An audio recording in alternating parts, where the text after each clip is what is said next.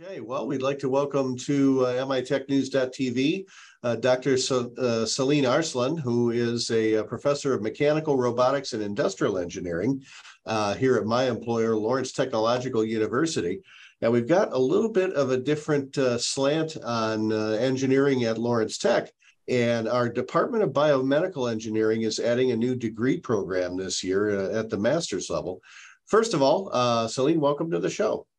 Good to be here. Thank you. Thanks.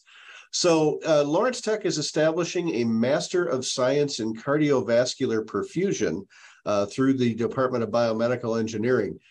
First of all, I guess I'd like to let the audience know, what do perfusionists do? What are we going to be training people to do here? Perfusionists, they operate and manage heart-lung machines. So think about your heart surgeries, organ transplants, or any type of medical procedure where the patient's circulatory or respiratory function has to be supported through an artificial device. Okay, so they would be actually operating the machinery while the doctors do the surgery. Yes, exactly. So they have to know how to operate and manage the machines. Okay. So why did Lawrence Tech decide to establish this program? I guess I've been calling it MSCVP, but a lot of people don't like acronyms. So it's a Master of Science in Cardiovascular Perfusion Studies. So why did we establish this program? So the motivators for us was, unfortunately, the cardiovascular surgeries increased 47% recently. And also there's a shortage for well-trained perfusionists in the US.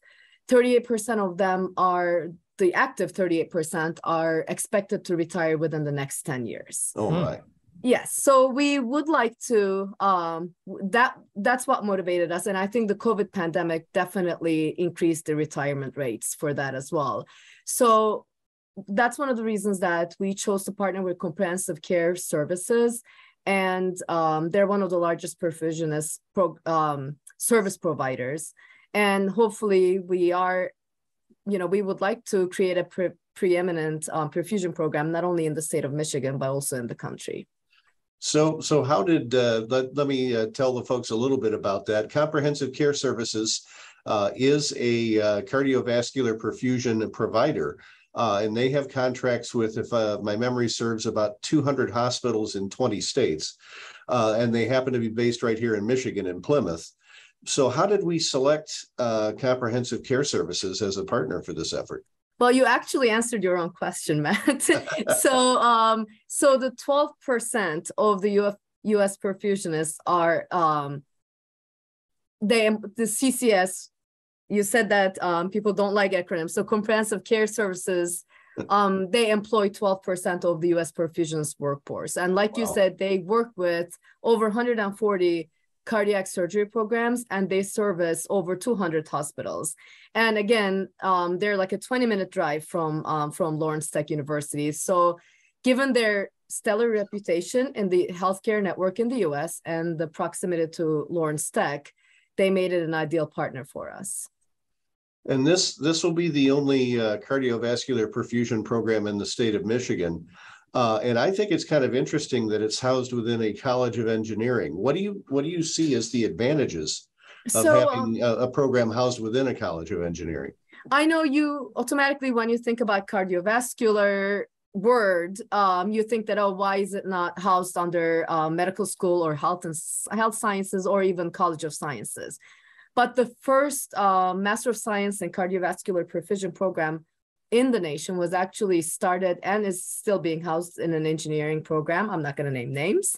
Well, that's the competition now. So yeah. Yes, exactly. So that's why I'm not going to name names. But and if you think about it, like I mentioned earlier, the perfusionists, they have to know how to operate and manage the heart-lung machines.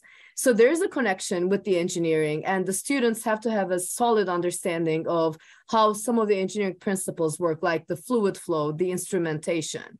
So that's what motivated us to house it under engineering. And biomedical engineering is the perfect fit for it, because biomedical engineering department does strong and extensive collaborations with the natural sciences department that we have in the same university, as well as with the hospitals and medical device companies. So how will the program work? Talk a little bit, if you could, about the classes that will be offered and then the clinical rotations that will be held the second year of the program. So the program is going to be 88 credits, and it is to be completed within 5 consecutive semesters. And the students will start the first 2 semesters, your traditional didactic courses that are going to be 32 credit hours, and the clinical observations. And then the last 3 semesters is where they will do their primarily clinical rotations, which will also include a 2 credit hour capstone research project. Okay. So the first cohort is already ready to go, probably raring to go here on campus of 12 people. Talk a little bit about this first cohort and the group you selected them from. I guess there were almost 100 formal applicants, right? Yes, there were a lot of applicants, and we handpicked 12. And so this cohort will start in late August when the school starts.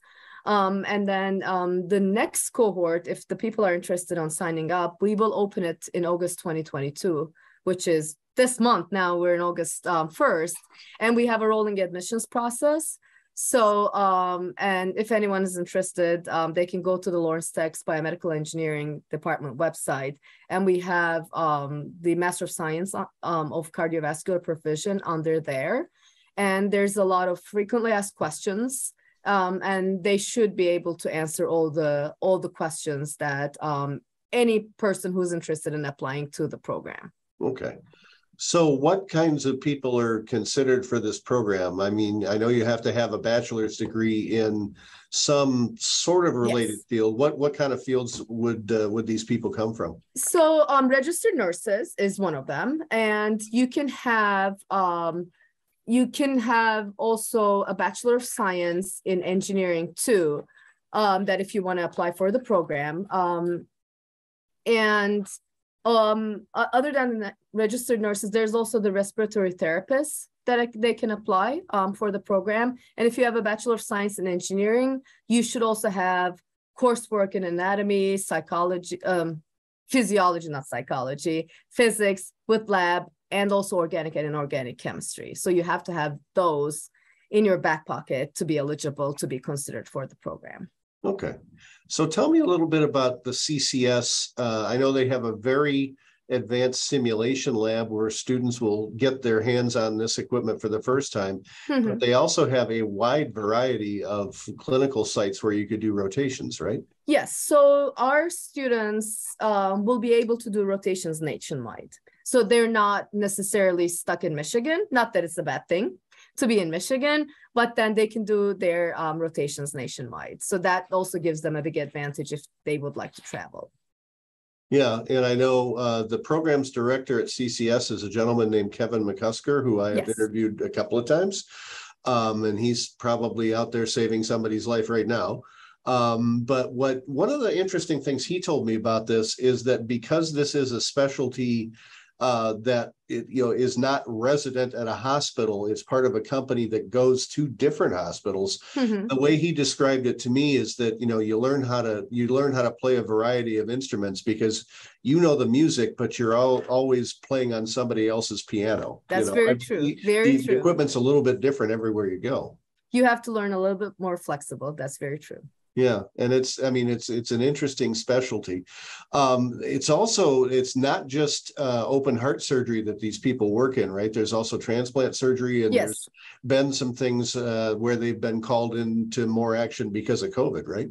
That's very true. So organ transplant surgeries, and as I mentioned, any type of surgery that requires that you have to have an artificial machine to run, whether it's the heart related or lung related. And obviously, like you said, for COVID, we had a lot of issues with lungs. So So tell me a little bit about the, I guess, the Lawrence Tech's still relatively new president, Dr. Tarek So talks about, interdisciplinary programs and tearing down silos and that kind of thing. How do you see this as an example of that? So this is, I think, a very good example because we already have that with our biomedical engineering department, where we partner with our natural sciences, which is housed under College of Arts and Sciences. So in this way, not only are we partnering with another college, but also with other hospitals, medical device companies, and also CCS. Okay. And if you would, please, we're coming kind of close to the end of the segment here. If you could tell me a little bit about the career prospects of cardiovascular perfusionists. So the career prospects is, as I mentioned, there's a high demand because we will be losing the perfusionists. There's a high earning potential. So the average salary, I think in 2022 was around $144,000 annually. And it's also a relatively quick program. You will be done within 2 years. So that makes it very attractive. Okay, absolutely. So if people want more information on how to get involved in this program, where should they go? So the best way to do it is if you go to the Lawrence Tech's Biomedical Engineering website, and under there, you will find the program Master of Science in Cardiovascular Perfusion. And there we have how to apply, what are the requirements, our curriculum, and all that. And I just want to mention one more thing. The graduates from that program, they will also be qualified to sit for certification exam of the American Board of Cardiovascular Perfusion. Yeah, like a lot of healthcare programs, what the college program does is get you ready to take the licensing exam. It doesn't guarantee that you're going to. No, you have to put in the work. You have to put in the work. Absolutely. Okay. All right. And as always, financial aid is available. So, contact Lawrence Tech for financial aid information. For information on the program itself, though, I would think you would go to ltu.edu/engineering and then look under programs for cardiovascular perfusion.